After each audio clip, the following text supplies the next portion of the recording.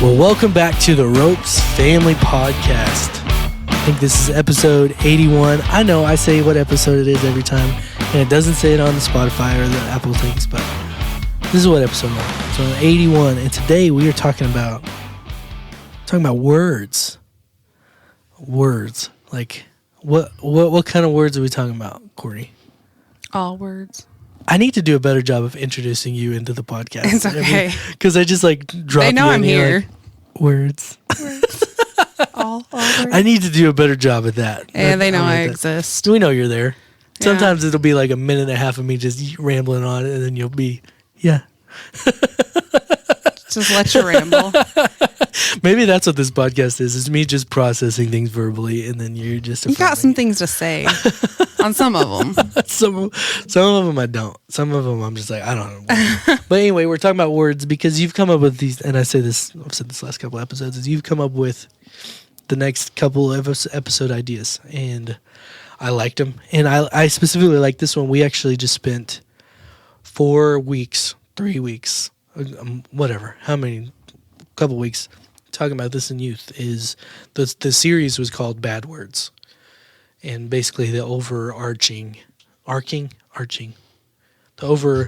overabounding term or theme was that our words have power, and our words have power to heal, or our words have power to kill, basically. And I can't steal, kill, and destroy. I can't say steal, kill, and destroy, because I want to say steal, kill, kill, and destroy. They do have the power to do all kinds of things. And so, what was your thoughts on why we should talk about this topic of words? Do you have a definition of words? No. Okay, perfect. I don't, but We all know what words are. I was just thinking about things that I struggle with, and words is one, because I'm a speaker before I think. And lately, especially, I've had to really go back and go, okay, I really didn't mean what I said, or I didn't mean it how it came out to a lot of people. Yeah. And I was thinking, words have so much power, and I've got to slow down and think and then speak. And it's not always even like bad necessarily. Yeah. It's just, I said it off the cuff, whatever it was. And I'm like, crap, they probably took that wrong. Yeah. Or whatever. And so that's where I went. Yeah, I think I know I struggle with that for sure. Like I'll say, I even things on this podcast. I'm like, thankfully I can edit this podcast. Yeah. You guys have no idea of the things I've said on this and just edit it out like it never happened. Maybe they're gone. The things that I've said are gone. But yeah, sometimes I do speak before I think. And it's usually because I'm trying to be either funny. Yes. Or I'm trying to be witty, like, oh, that makes sense. And then it just is like, sometimes it's a huge flop like that. I need to read the room a little better. That's something I've been telling Elliot is read the room, man. Read the room. If I'm doing something, if I'm hands deep in a dirty diaper, changing a screaming baby's diaper, you do not come ask me about your video game. That I definitely want to come play. I want to help you play it, but I'm elbows deep in this. Can you just read the room, son? Yeah. And he's like, Daddy, what does that mean? I'm like, how do I tell you what that means? It means look around of your surroundings, and if I'm just pay attention. If I'm busy or something crazy's happening, wait 3 minutes, and it'll be the outcome will be better usually. But yeah, words. Something that's what we've talked about this in the last week of youth is we'll hold account to every flippant word we say. Let me get back to the. Before you read that, I put the old saying, "Sticks and stones may break my bones, but words will never hurt me." Yeah, that was a huge thing in elementary. Yeah. I don't know if that was too old for you, but that's what we used to say all the time. And I told Ben that it was a lie. Yeah. And he kind of laughed, and I was like, no, but really, words hurt so bad. And then I read a quote that same day, because I prepped for this way early. And I read a quote that same day that said, once words have been said, all they can be is forgiven. Yeah. And I was like, oh, they can't be taken back. So every time I say something stupid and have to apologize or be like, I'm sorry, it's not what I meant. I really didn't mean it that way. I mean, people don't forget what I said. Yeah, the damage has been done. Yeah. Usually. And so, speaking of that, Jesus is in Matthew 12. I think I read this passage a few weeks ago. In Matthew 12:36, I did turn right to it. I just didn't look in that spot. I tell you, on the day of judgment, people will give an account for every careless word they speak. For by your words you will be justified, and by your words you will be condemned. And it just says, like, our words, they have weight. They have weight to change lives. They have weight to build people up or tear them down, And tonight in youth, we're talking about dating. And sometimes we date people because the things they say are nice. Mm-hmm. But do their words hold weight in our life in a way that's going to tear us up or tear us down or build us up? Mm-hmm. Or are their words going to be used in an order to make them better in our eyes? Are they just trying to smooge us mm-hmm. to get us to be their Valentine, right? That's the word that I used in there. But our words, they hold a lot of weight. And there's a couple of different passages in Scripture where in James compares. Do you have that? You want to read it? I can, but that's one it. of the. Go ahead. Or do you have it like what you were going to say? So I'll kind of paraphrase why you're. Do that. So James, he compares the tongue to like a fire. Setting a tongue or the fire, a spark could set a forest ablaze, and he compares the tongue to that. And sometimes the things we say we can't put out, like a forest fire, sometimes they're impossible to get extinguished before it does so much damage. The same thing with the words we say. Mm-hmm. We have damage control is huge. Well, and this is the verse that I guess liked is, but no human being can tame the tongue. It is a restless evil full of deadly poison. With the tongue we praise our Lord and Father, and with it we curse human beings who have been made in God's likeness. Out of the same mouth come praise and cursing. My brothers and sisters, this should not be. Yeah. Those are verses, by the way, not just verse. But that's a big deal. And I like that,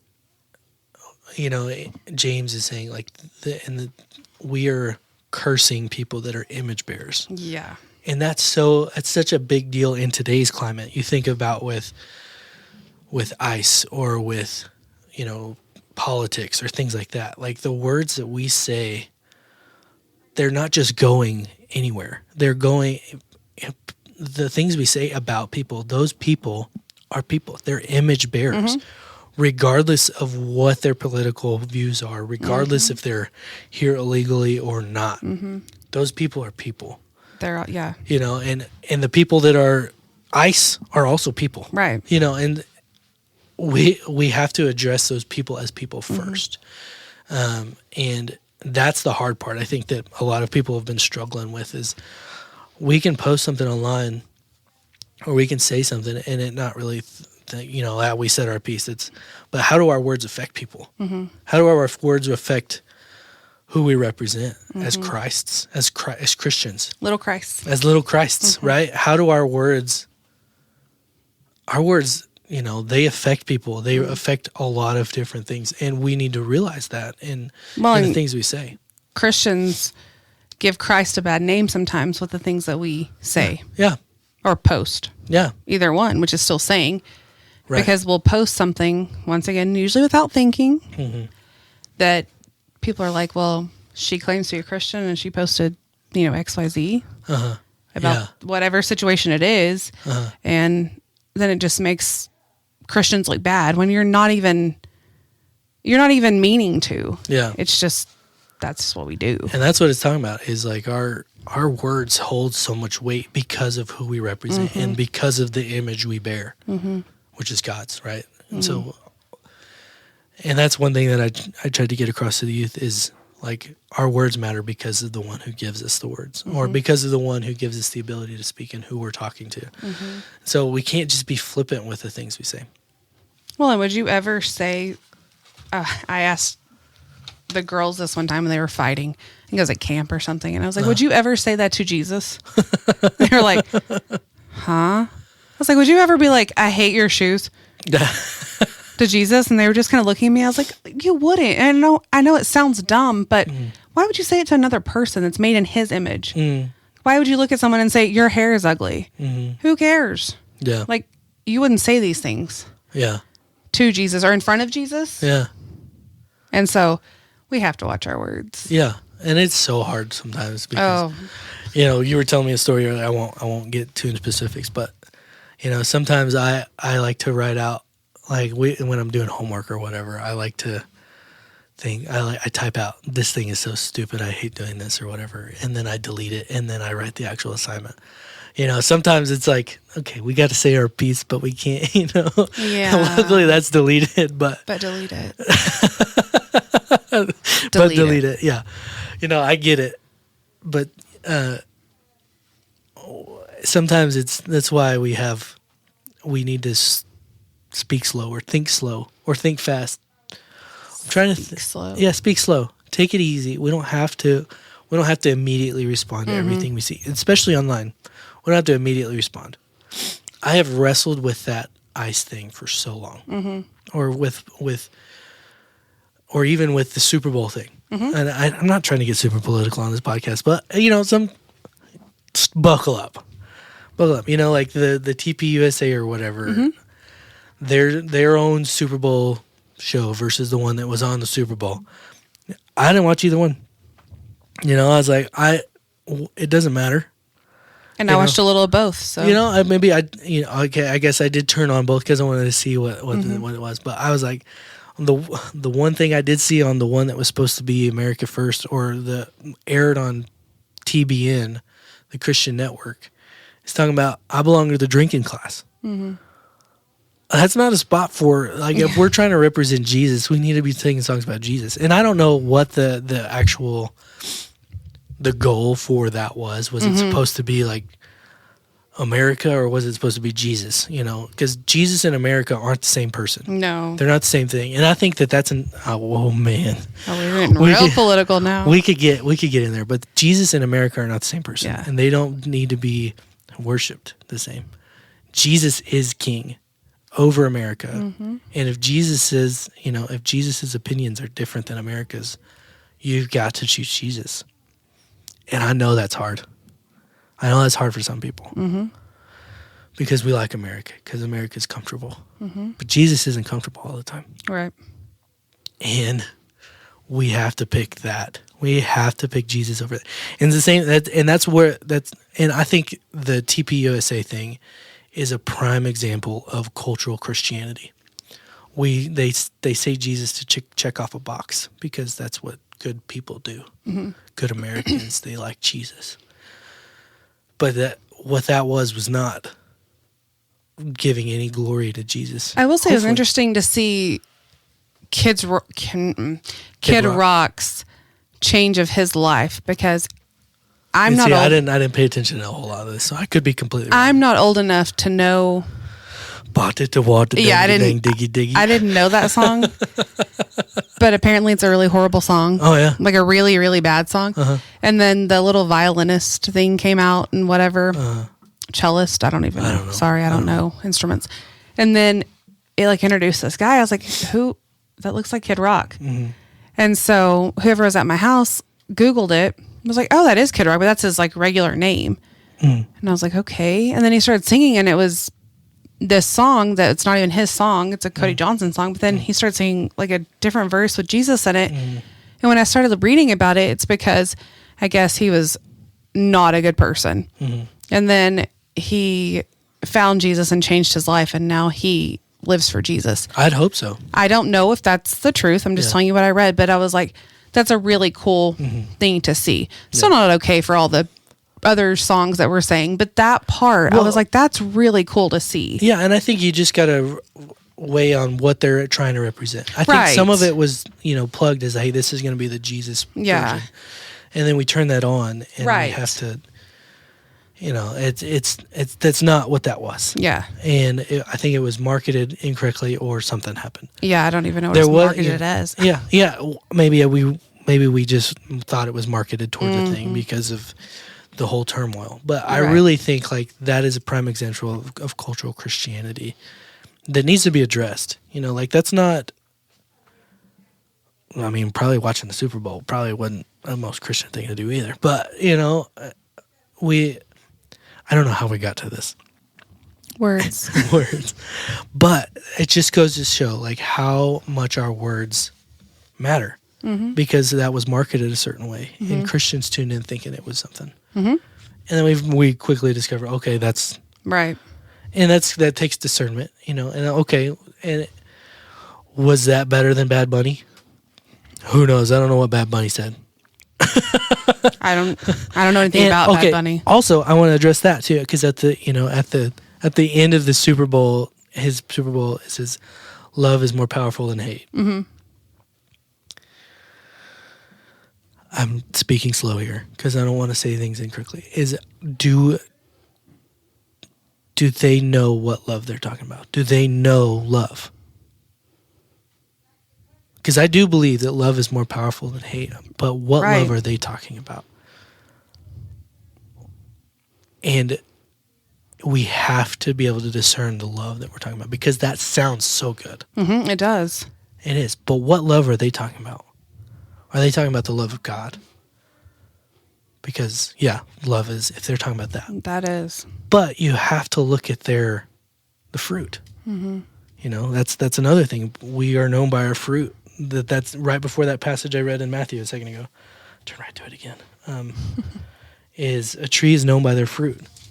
And I don't know Bad Bunny. I don't know Kid Rock. But a tree is known by their fruit. And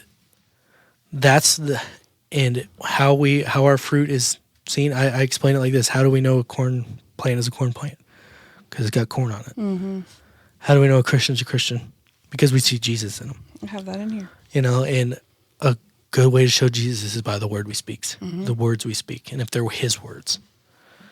And it's love is more powerful than hate. I agree. If it's the right kind of love, because if it's the love that you would think that they might be talking about, it's the wrong love. It's a perversion of the love of Christ. And so we as Christians need to be able to discern those things and understand what it is. And, and I'm not trying to say that they're trying to send some hateful message, but I think the world's version of love is perverted I'm using loosely, from what actual love is. Right. Because God is love. And it says that in James 4:7.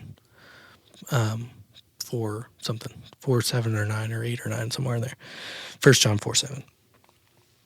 Anyway, go ahead with what you were saying. No, I was just saying that I used, as followers of Jesus, our words should show the fruit of the Spirit. Yeah.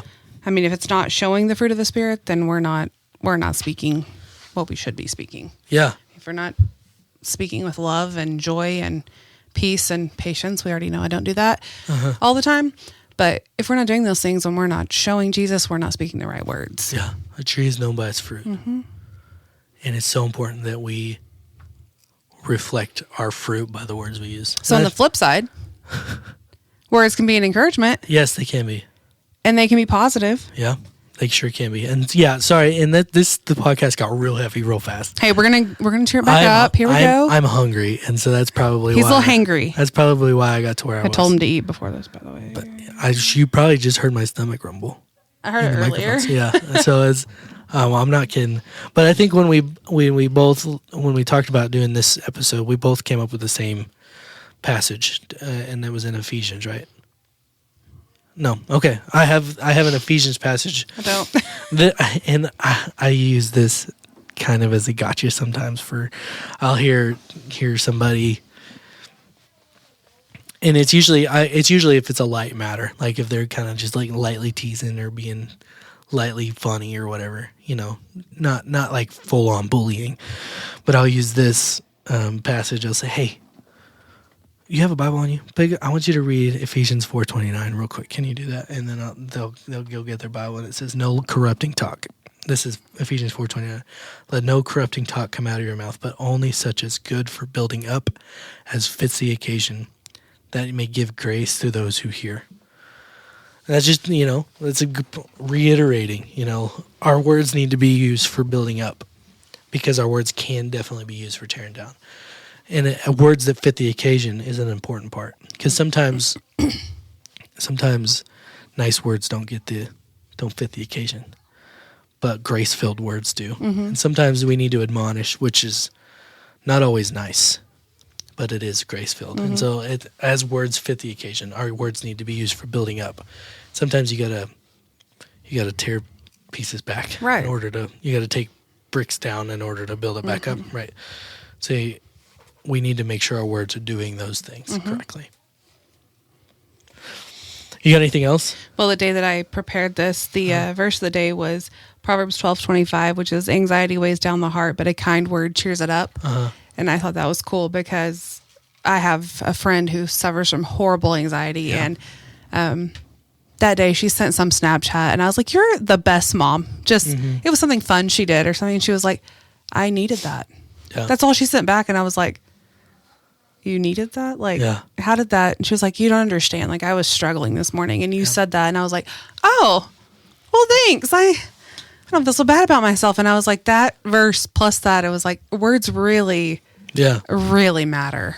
I got a letter in the mail or a card in the mail today, just saying how I had lunch with somebody, and they said how much of an encouragement I was, and little do they know is how much that little letter encouraged me. And I have another one, from a person that I really look up to, Good Iron, that I would say last week, iron sharpens iron. Some good iron. I got a letter in the mail from him 6 months ago, and I still have it on my nightstand because what it said on there was so encouraging, and it just changes my perspective on, how, and they're little letters that they took 25 seconds to write and put in the mail. But it's literally, like I said, it's still on my nightstand. Like I keep it there because of, first of all, who said it. Second of all, is the encouragement that it was. And so that could be our family challenge, is to be that, That's what I have. Send an encouraging word or an encouraging note or a text message. Be intentional with it and watch it change somebody, Tonight I'm going to have my older kids write an encouraging letter to the senior adults for the banquet. Oh, yeah. On Friday. That'll be really sweet. So, I mean, if they'll take it seriously, it will be really sweet. We'll see. You may need to filter those. Yes, I'm going to. Hi, poopy butt. Yeah. That's something Easton Sorry you're old.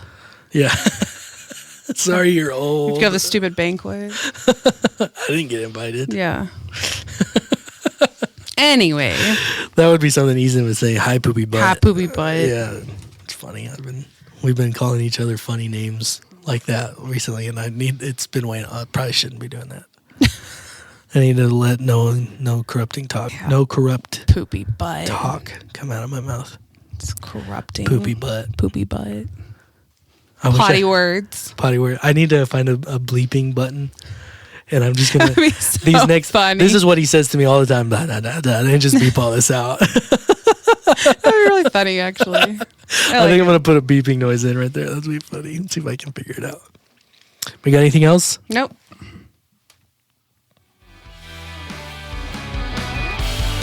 All right, that's all we got this week. Thank you so much for listening to our jibber jabber. But we truly care about this podcast. We truly care about you listening. And we thank you so much for listening. We'll talk to you later. Peace.